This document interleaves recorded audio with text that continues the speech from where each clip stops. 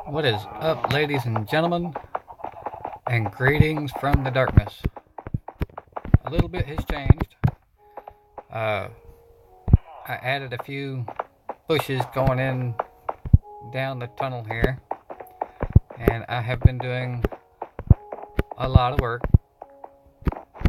I've been working on mapping out my chunk borders, and this is basically a redstone clock with a redstone lamp on it that I use to determine where the chunk borders are. And I started off, I had one down there, which is where I determined where my center was going to be, because I wanted to make sure that the iron farm was in a tick area, or in the ticking area, so that I could just hang out down here, and pretty much anywhere around here on this side of the map, if I'm here, then the iron golem farm is going to work. And I want to put some other things in here too, like maybe a sugarcane farm and a kelp farm off over here. You know, things that take a while for things to grow and all of that good stuff. But yeah, been doing lots and lots of digging. I still haven't got everything all dug out, but that's the plan. I'm in 1.7 version of Minecraft, and apparently they have broken the slime chunks. So these chunks here that are slime chunks now, when they revert back to the old way of making or of doing the slime chunks, these may or may not be slime chunks anymore. So I don't want to go through and make a big slime farm just to have it turn around and, you know, not work, because the slime chunks are different, you know. But between this episode and last episode, I died and had to completely rebuild my gear again, and it looks like it's getting pretty damaged, so I need to do some villager trading and all of that good stuff, and get my equipment with mending on them from this guy. And I want to get a few more villagers like this one, because, you know, for 18 emeralds I can get, oops, wrong button, don't kill your villagers, it's never good. But I can get a diamond chest plate from this guy for 18 emeralds. Yeah, it has thorns on it, and I can't really enchant it, but I've been working on making enchanted books with the levels, because, you know, why not? They're nice to have around. And I've gotten a few that I have made here. That's a sharpness 3, unbreaking 3. I mainly got that one for the unbreaking, and like I got a protection 3 book. And the knockback was just knockback, and I think I already had the Frostwalker and the Riptide. But yeah, I've just been trying to utilize this stuff a little bit, and I wanted to also, you know, eventually, once I get all the chunk borders all lined out and get things dug out and all of this stuff, I'm gonna put in a mob farm and passive mob farm, which I have a design in my head that I think will work to make it all a passive, or not a passive, but make it a pretty decent XP farm. And Little P came on a little bit this weekend, and she has a house somewhere. It might actually be in her inventory, and she logged out with it, but she stole my bed. So I had to get another bed, but that's all good. I don't mind. Beds are cheap. Well, except the fact that I don't have a wool farm or anything. So that makes it a little iffy.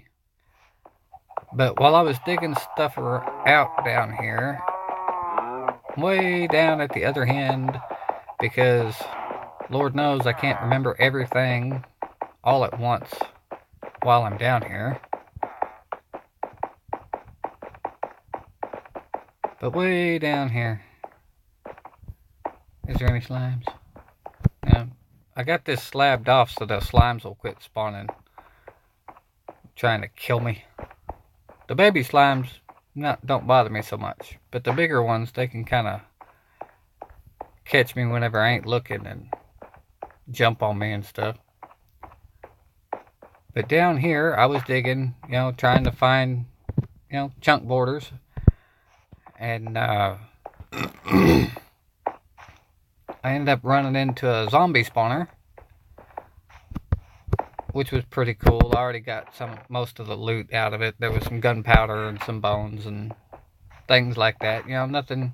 Nothing crazy and impressive. But I wanted to show that to you because we could turn that into like maybe a drowned farm or something along those lines. And I've been digging out chunks. I have repaired this pick so many times. I've lost count to how many times I have fixed this pick, but I've almost got like this entire quarter of the tick range opened up on the bottom level, which for me to dig everything out from bedrock up to ground level in the entire tick range in a four tick area, I'm looking at digging out right at 800,000 blocks. Well, it'll be over 800,000 blocks, but you get the idea. It's a lot of blocks. And yeah, it just gonna take a little while to get everything all dug out from here. But the design I have for my mob spawner requires me to basically dig everything out. And I could make it work. Like, I could build part of it right now and make it work because I'm getting all kinds of cave spawns and stuff around here. Like, I could dig this part out and, leave it dark and go stand over there and creatures will spawn in this chunk over here because we got the caves around the area all lit up and stuff. So it's gonna get there. It's gonna happen. I just haven't actually put anything into effect yet to actually start killing mobs and collecting the drops. But yeah, it's on the list of things to do. I really should move my beacon, I guess, though. But I digress. I am rambling. Ramble. But I think it's going to be really neat the design I have in my head, because it's going to be a mob drop farm, but it's also going to be a passive mob farm. And if I can get the design right, I'll have it set up to where I can flip a switch, and instead of killing the creatures, then they'll travel down a chute into a crusher, and I can crush them within an inch of their life using a pulse extender and piston, and then I can just sit there and smack them and I can get the XP from it. And I know what you're thinking. Well, what about the passive mobs? They only spawn in the daytime. Well, the way I got everything set up in my head, I will be able to get XP off the passive mobs in the daytime, and at the nighttime I'll be able to get XP off the surface nighttime spawns, and then all the cave spawns as well I'll be able to get XP off of. But I'm going to have several different spawning platforms around through here. And then I'm going to basically funnel everything into one chunk.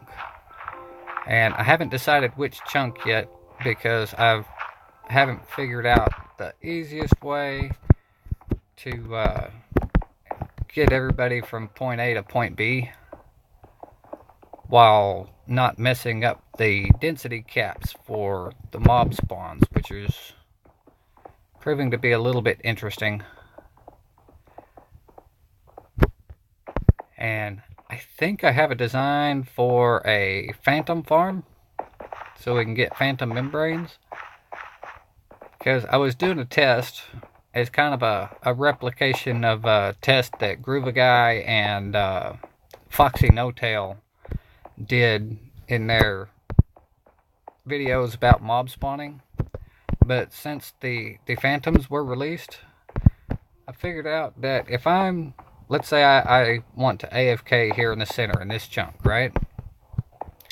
If I go up 24 blocks, empty everything out above my head, all the way up to the sky, then phantoms will be able to spawn above my head. But in the creative test world I've been running, they only spawn in a single chunk above your head. And then they'll sit there and fly around in a circle. So that got me thinking, well, if they only spawn there and only, so high above your head and no higher, then maybe I could put a cactus farm right here above my head. And they will spawn, and then they would be inside the cactus farm, and they hit the cactus, get hurt, die. Some of the drops would fall. We'd collect phantom membranes. I don't know if it's going to work right.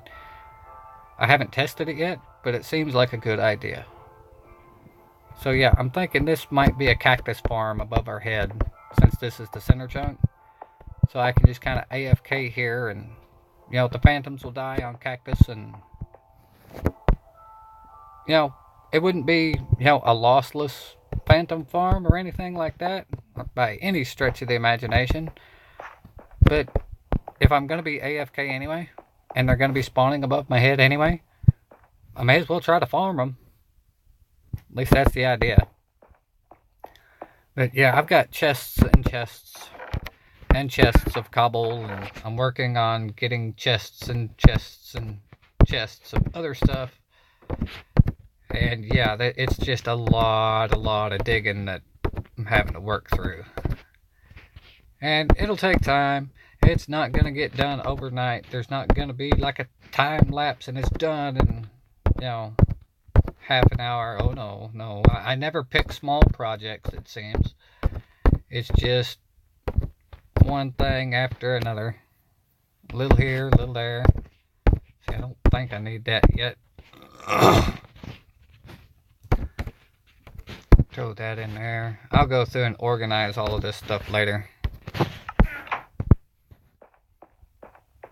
Now I need to get everything all dug up, but I will show you how big of an area we're talking about. So you can see that flashing light right over yonder. That signifies the center chunk. And right now I'm playing on 4-chunk simulation distance, or 4-tick simulation distance, or whatever they call it. And this is 4 ticks away. So if I come over here, then that flashy light goes off. If I come up here, then the flashy light comes on again. You can barely see it flashing over there. So this is a chunk border. That darn glitch. Quit it! I don't want to spin around in circles. All my stuff is despawning. Oh well, there's plenty out in the world. But yeah, it goes all the way across through here, and then kind of zigzags back over through here, and it takes a minute to walk all the way around this. So like even running, it takes a little while to get all the way around this area because I didn't realize how big it was going to be whenever I first started doing this, but it is pretty big. Like, I haven't even got all the stairs and everything and all of it yet. But it comes around through here, hooks back up here, which I still need to dig a hole through this area here to mark out the chunks. And then we're on the one side. Yeah, these are the edge chunks for this side of it, which means once we get up over here, we have run about halfway around the tick area, and then it just zigzags back and forth until we get back over to where the iron golem farm is. Don't fall in the lava. And then across,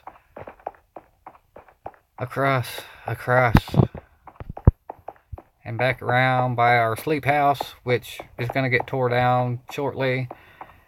And then, yeah, we just zigzag back up this way. And I have kind of tested it. You see how that light is off? I could step this way. Well, that light down there is off. Then, because I'm on this chunk border, I can step over here, and that light stops flashing. I can go back over this way, it starts flashing again. So I'm still lined up on the chunk border here.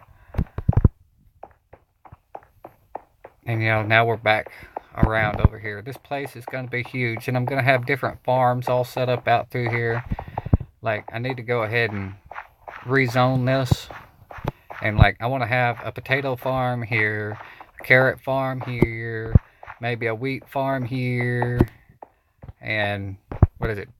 Beetroot here, yeah, and maybe a melon and a pumpkin, and let's see what else. I want a sugar cane, kelp farm. I need a kelp farm. But yeah, I've went through and opened up as much of it as I think that I can get away with, and I've been, you know, marking everything out. And this has been a project and kind of a chore, and it's taken a long time, so I haven't really done any decent videos. And this is just kind of, like I said, kind of a talky, planny episode. But I really wanted to show you this machine. Foxynotail is the one that I first seen use this particular technique for doing chunk borders. And you can find chunk borders also with a map or a few locator maps, and you can find, you know, where one of these corner chunks are right here, because I'm standing in, well, 4 different chunks at this particular moment. But yeah, there's all kinds of things you can do. I haven't really done anything as far as like prep work for the end, other than like, you know, I made some gear. I got some respiration projectile protection on the helmet. Not happy about that, but I got protection, and protection and depth strider on those. I want to get like feather falling, and I don't know if blast protection would help against the dragon or not. I just don't know. Yeah, and I want to get like tree farms and stuff put down there like I had before. And, you know, one for each type of tree. So I can at least make the short version for now. I can get it set up later to where I'm making the upper version, or the tall version, like the big 4 or 2x2 spruce trees and things like that. But that's where I've been digging out the slime chunks. It's been quite a chore just digging that part out. But like I said, if they go through and change where the slime chunks are, And I haven't, compared it to the map of the old stuff to see if this is even going to work. Or if there's even any slime chunks anywhere in this tick area. I don't know. I need to check that. So that I can, still plan on making a slime farm at some point. And our iron farm villager breeder is doing pretty good. Doing pretty good. I'll show you real quick. Bonsai! Let me out. Let me out. I will tear you all the way down. Let me out. There we go. Sorry, that was just going to be the fastest way to get over through here. Lift a hole. Alright, got it dead. But, I'll sit here, and while I'm working and stuff, we've gotten quite a bit of iron from it. Random bows. I try to keep, the other mob drops out. But sometimes it's easier said than done. And it's taken a while. Like I said, it's been loaded while I've been digging all this out and stuff. And it's not just exceptionally fast rates on this iron farm, but I mean, it does the job. That's quite a bit of iron. Just for that. And that's not counting what I've already stole for, making the beacon and all that good stuff. And pretty much anything else that I want to make with iron, I'll snag some from it. And I got quite a bit of iron ore stored up. A few stacks here and there. I mean, it would be faster to go out mining and get the iron that I want, but free iron, passive iron. I like it. What was I doing? Oh yeah, I was gonna make some more stairs. Means I need to make more blocks. Which all of this stone, that's just cluttered up mess in here.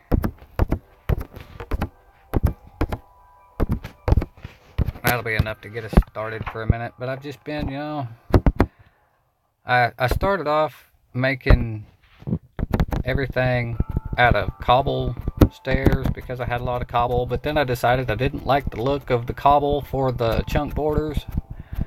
So then I switched over to the stone brick to make it, look a little bit neater. And I seem to like that better. So I'll go through it. I'll make up a bunch of stone bricks like this, and then make up a whole bunch of stairs, and just thump, thump, thump, thump, thump, thump, thump. I know. Y'all can probably hear the click, click, click, click, click from my thumb, and it's driving you crazy. I will probably cut this out. Maybe not, because I'm used to it. I don't care. But yeah, I've been making stairs. And I even forgot where I was working at. Let's see, I haven't quite got this one done yet. But, yeah. Quit jerking around, stupid phone.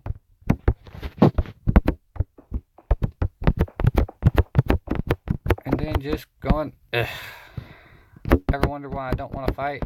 I don't want to fight because things. Always messing up.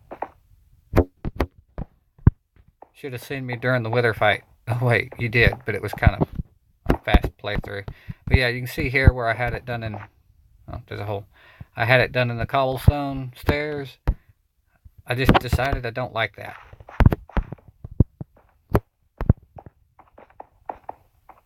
I prefer the stone look.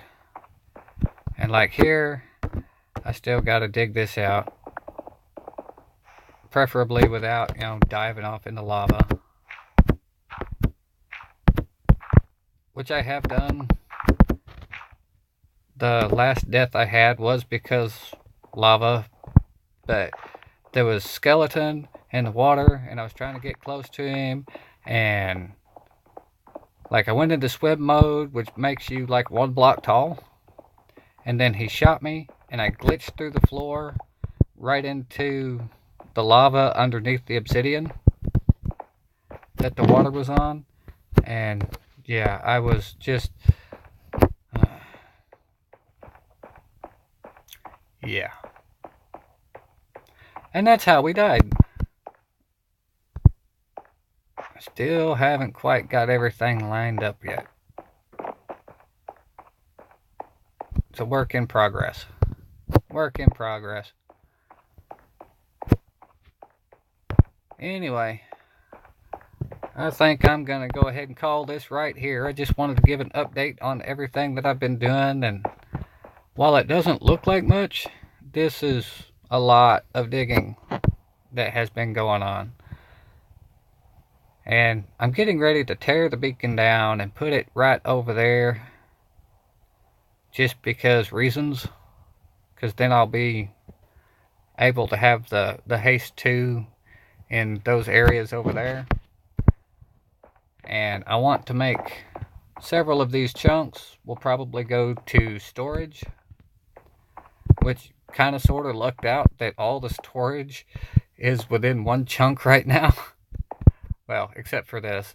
Like, I could move this and kind of fiddle fart things around and everything will be in one chunk. But I can go like over here and put more chests.